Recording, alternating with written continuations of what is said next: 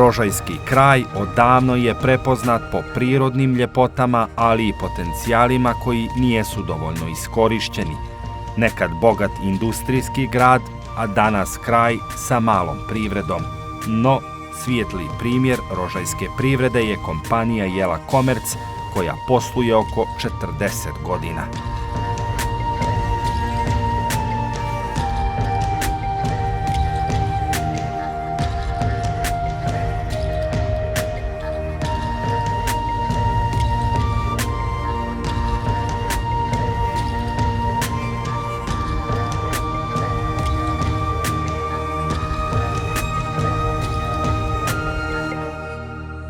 Jela Natural Resort je u 100% vlasništvu Jele Komerc, firma koja se bavi primarnom i finalnom preradom drveta. Firma Jela Komerc uspješno posluje već 4 decenije i dobitnik je mnogih priznanja i mnogih nagrada, među kojima je, moram da naglasim, i stvaratelji za stoljeća i ISO sertifikacija.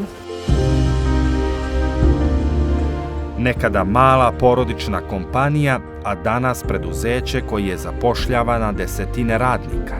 Iako su počeli sa preradom drveta, danas u jednom od najljepših rožajskih mjesta, izletištu Crnja, imaju etno selo, prvo izgrađeno u toj opštini. Idejni tvorac Jela Komerc firme i Jela Natural Resorta je Muamer Dedejić, koji je nastavio tradiciju svoje porodice baveći se preradom drveta. Sticanjem iskustva kroz svoju bogatu istoriju poslovanja i na oko milion izgrađenih etno kućica i etno kompleksa, preduzeće je donijelo odluku o izgradnji jednog turističkog kompleksa ovdje u Rožajama.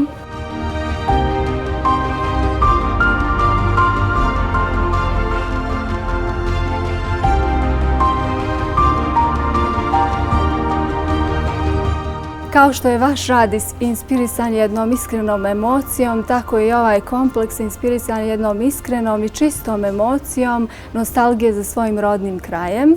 Vlasnik Muamer Dedejić je htio bar djelić svog zavičaja da prenese ovdje i pokaže svim ljudima koji budu dolazili ovdje po čemu smo mi to prepoznatljivi. Nastao je prvi restoran, Zaraj pod Hajlom, sa jako dobrom kuhinjom koji je privukao mnoge turiste iz raznih dijelova svijeta, gdje radi kvalifikovani kadar konobara i kuvara koji poznaju tradicionalnu, internacionalnu i mediteransku kuhinju. Kompleks također posjeduje različite smještajne jedinice, kao što su sobe, dvospratne vile, planinarske kuće, bungalovi koji su unutra luksuzni i komforni, a svani naši gosti kažu imaju neki duh prohujalih vjekova. Također kompleks posjeduje još jedan restoran, Stari Han, koji je sa ogromnom baštom, 8 tračnica, teretana na otvorenom, sportski tereni, amfiteatar, 2 dječja igrališta, školu za jahanje konja, kongresnu salu i ono što je planirano u bliskoj budućnosti da se uradi je spa centar i avanturistički park. Izgradnju etno sela finansijski je podržao investiciono-razvojni fond, koji godinama daje značajan doprinos razvoju crnogorske ekonomije.